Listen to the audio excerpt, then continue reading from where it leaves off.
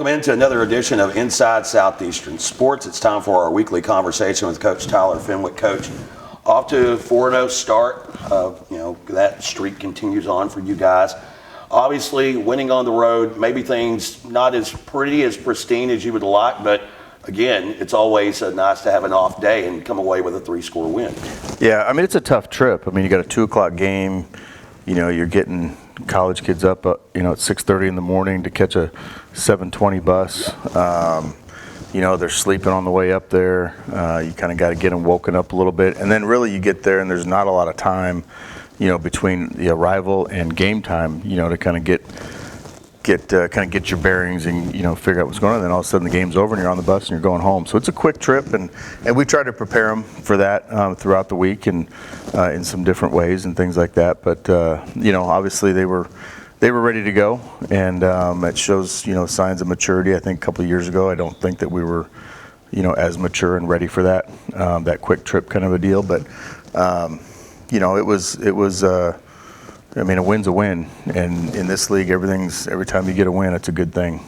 Offensively, struggled a little bit in the passing game this past week. How much of that was what Snoo was doing, and how much of that was, again, kind of getting into that lull after you had that lead at the halftime break? Yeah, I think they did some good things just with their blitzes and stunts and just kind of trying to create confusion and getting in the way. But I think there's also some things where, I think we took 4 or 5 shots down the field that were all pass interference calls or holding, on the defense, and it kind of gets you out of a rhythm a little bit. And so we were getting the yards, it just they were in penalty yards, and I think so it kind of takes away from your passing, your passing yards. And we missed a couple things, but I think when you go back and you look at it, I thought Hatt made some good decisions and made some good throws, and against some pressures that were things that he kind of settled in and connected with Cottrell they brought pressure up the middle, and D-Hat was able to, get the completion over the middle, the touchdown to Deuce. They brought pressure, and, he's able to kind of back foot and put it in the back corner of the end zone and drop it in there to Deuce. Just go. Yeah. So, the statistics, honestly, the game was, it felt off and felt different, and you look at the statistics and it's like, man, you win by 3 scores, but it felt like a lot closer game than that. And I think that it's a credit to what Southern Naz does and what they do defensively, and they create problems with their offense with all the misdirection stuff that you got to be disciplined. In the post game with Rob, and you said it, perhaps a little bit of a wake-up call. Now that you've got to watch film, throw that one out and get to work this week. Mm-hmm. Do you feel that that's what that maybe was for this group a little bit?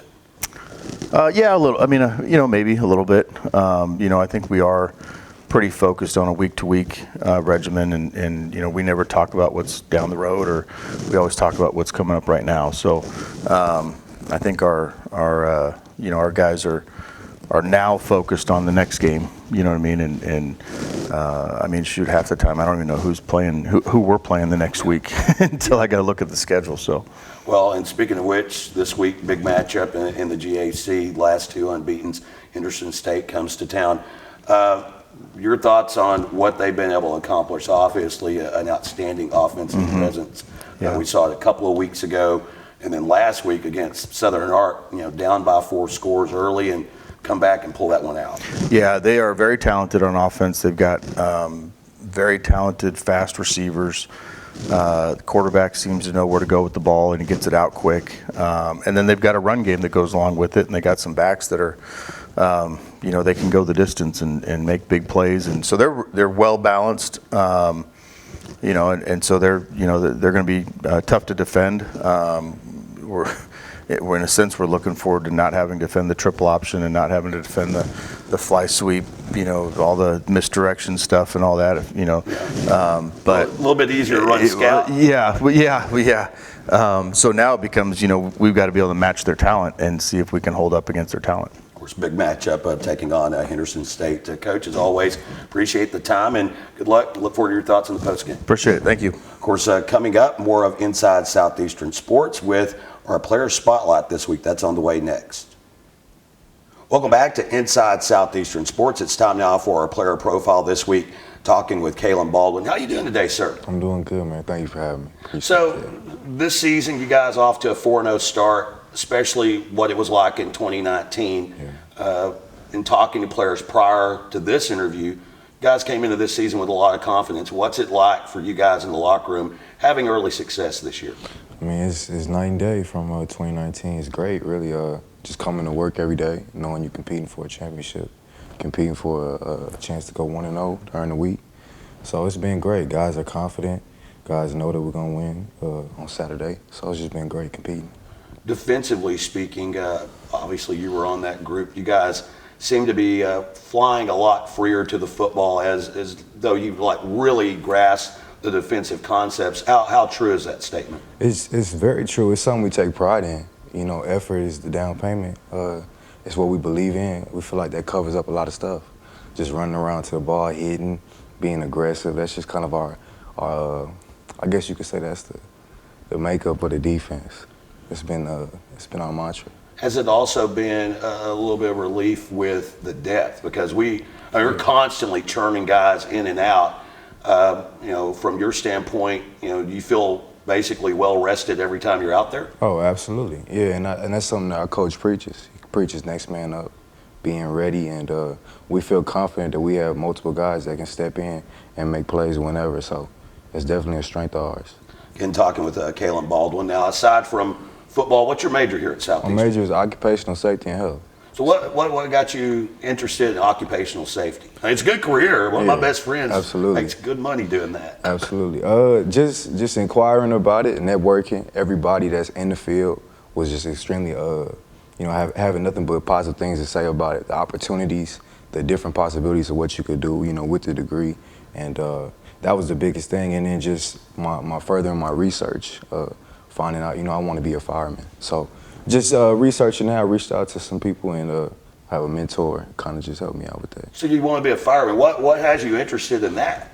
Honestly, the team environment, the camaraderie, similar to ball, and just wanted to make a difference and give back, in some way. So that's something I'm passionate about. Well, where do you, I guess community-wise, where would you see yourself being a fireman? Where would you want to be in a smaller town? You want to be in the city? Where do you want to go? Man, honestly, I want to go somewhere that, I'm wanted, somewhere that I can, find a good group of guys, but ideally probably somewhere in the DFW area.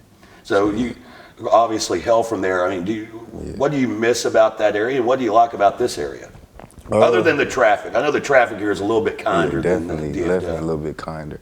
I guess the only thing I probably miss about that area is just everything's a little bit more spaced out.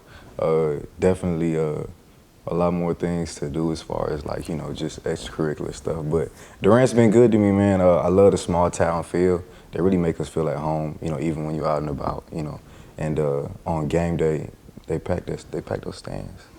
Hopefully getting ready for another pack stand. Big game. A lot of noise. Big game this week. Again, talking with Kalim Baldwin. Time now for our hot seat segment. 5 phrases you spontaneously react. Favorite sports movie? Remember the Titans. Favorite color? Red. Post-game meal? Salmon, rice, broccoli. Well, that sounds extremely healthy. Favorite female musician? Rihanna. Good choice. Yeah. And what does it mean to be a member of the Savage Storm football team? Protect the Rock. It's been the motto this whole year. What got that started? Man, just having pride. Man, pride of guys that came before you.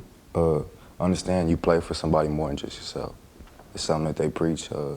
We just want to play for the man next to him, man. And we want to really leave a legacy here. I want to be able to come back here and have pride in my team, have pride in what we were able to accomplish. So it's just how you want to be remembered. So defending the rock is something we all take really personal. We touch it on the way in and on the way out every day. So that's the first thing. Again, talking with Kalim Baldwin, joining us for our Player Spotlight interview. Coming up, more of Inside Southeastern Sports.